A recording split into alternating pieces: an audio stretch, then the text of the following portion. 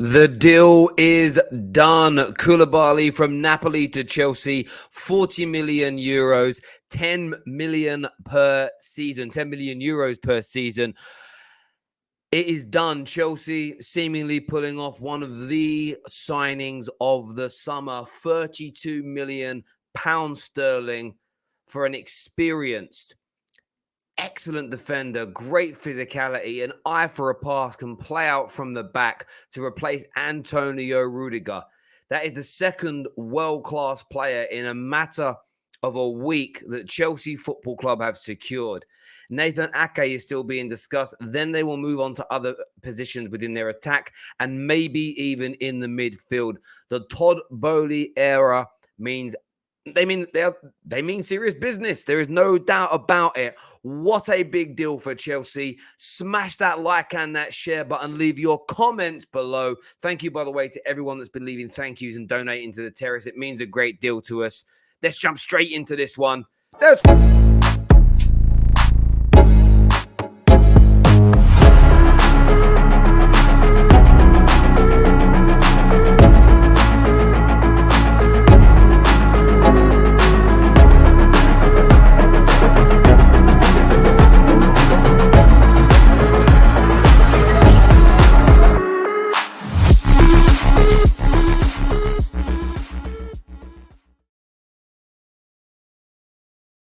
DiMarzio reports here that Koulibaly's move to Chelsea is expected to complete tomorrow. That was written on the 12th of July. You're seeing this on the 13th of July, so that is indeed today. DiMarzio believes that is going to be agreed, and Angelo here says the deal is done. I know Chelsea fans will want to wait. You know, in their heart of hearts, everybody cares about the official announcement. They might want to see something from a Matt Law. They might want to see something from a Fabrizio. They might want to see something from an Ornstein. But the international and foreign press have been absolutely phenomenal when it comes to the transfers this summer. This story in itself, you know, of everybody that was getting praised for kind of breaking it and speaking about it, it was a journalist that most people haven't even heard of. Fabrice Hawkins, who shared the news earlier on today. No one's really giving him the credit now. I wanted to give him a shout out on the show because, you know, he worked hard, got this information, and was absolutely spot on. But Chelsea fans, I want your thoughts. I want your feelings. I want you to leave me like comments right now about this deal. It's an impeccable piece of business, in my opinion. You're talking about a player with 470 odd league appearances, club level appearances, 300 and something in the league, 62 caps for Senegal, you know, well over 500 games in his career that Koulibaly has. This is a player with a very good fitness record, condition, can play with the ball at his feet, has wonderful physicality. I believe he is made for the Premier League. And look, there's actually a video game round. I made a bit of a compilation a couple of years ago calling him a fraud. I want to address that really quickly. A few people are calling me out for it. The lack of understanding the satire at the time, where I was making a point that you could essentially take clips from anywhere, put clown music over it, and make anybody look bad. That was the point. He's always been a player that I've had respect for. He's always been a player that I thought needed to come to the Premier League and conduct himself in the right way. And I've been saying this about Chelsea for weeks now. Be scared of them. Be scared of Chelsea.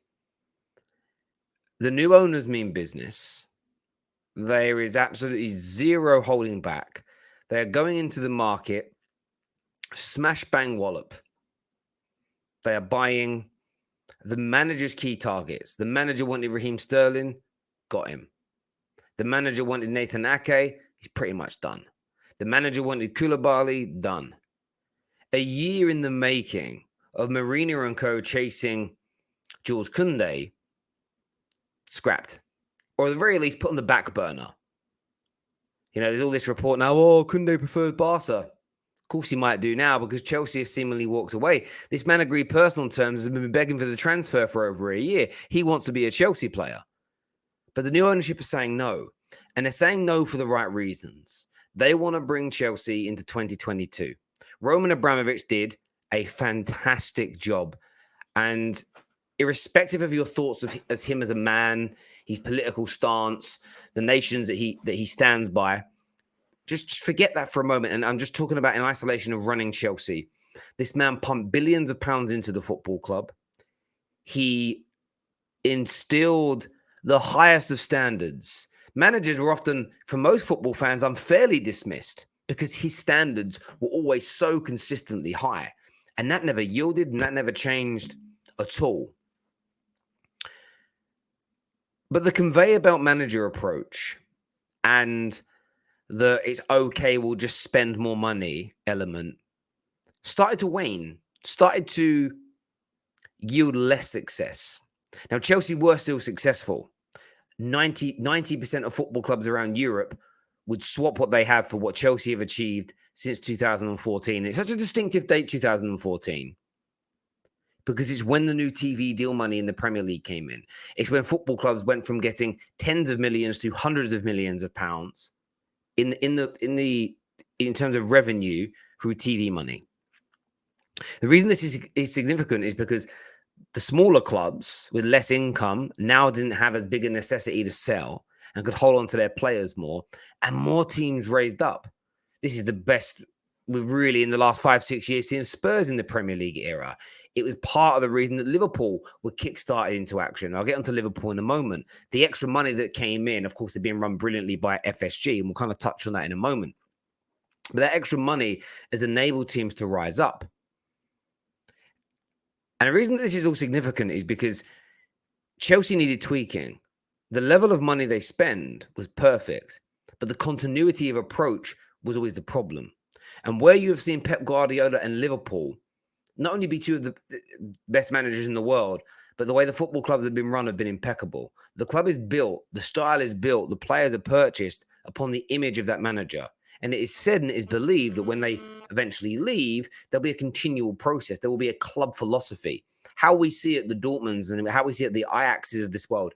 And in the modern day examples, clubs like Bayern Munich, there is a continuation, that plan that goes beyond just your manager, meaning you do not need rebuilds as such. You just add players to the mix. And if a coach doesn't cut it, you remove him and you bring somebody else in that can get instant results. But you're not doing what Chelsea went through a period of doing and chopping and changing the managers, the styles, the philosophy, needing big overhauls in the squad, hemorrhaging money, and never really creating that continuity. So let's bring this back to the Bowley situation. Bowley is backing Thomas Tuchel. He's building and giving Thomas Tuchel what he wants. Now, I know there's some Chelsea fans out there that are challenging the talent ID of Thomas Tuchel. But this is horrendous. This is a horrendous opinion. He may not be signing players that are in vogue and in fashion right now. 3 years ago, if you signed Raheem Sterling, Koulibaly, everybody would be buzzing because they were the players everybody wanted. They were the names that everybody wanted. They were in vogue. They were fashionable. If you rated Koulibaly 3 years ago, you were seen as someone that had great ball knowledge. Right now, he's old hat. He's old news. Nobody is that intrigued by him anymore. But that doesn't mean he isn't brilliant. We've seen that with managers. We've seen it with a number of players. They're written off. They're looked at as has-beens. They're looked at as old news, not popular anymore. But being popular, being fashionable, doesn't always have everything to do with how good you are as a baller, how good you are as a player. Players also come in and out of fashion as well. It's just the way things are. But as an overall football player, this is tremendous, tremendous business from Chelsea. And whether it's formally announced tomorrow or not, as per DiMarzio, this deal feels like it's going to happen. There's a number of other clubs that have shown interest, both in Europe and within Italy. Of course, Italy is in Europe. And Koulibaly said no. Koulibaly is bought in. Koulibaly loves what Thomas Tuchel and Chelsea Football Club have sold to him. He wants to get this deal done. He wants to become a Chelsea player. And now that is Raheem Sterling and that is Koulibaly in, as I've already mentioned, 2 world-class players added to Thomas Tuchel's ranks. Raheem Sterling is better, absolutely point-blank better than any attacker that was at Chelsea last season before that, since Eden Hazard, basically. They've improved in that area. Koulibaly is about as good a replacement you could bring in for Antonio Rudiger.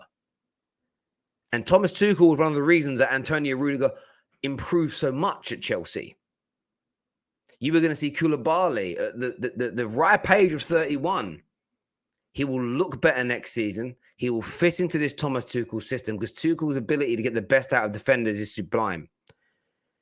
On top of that, Thiago Silva might be old in footballing context, but he is still one of the best centre-backs in the world.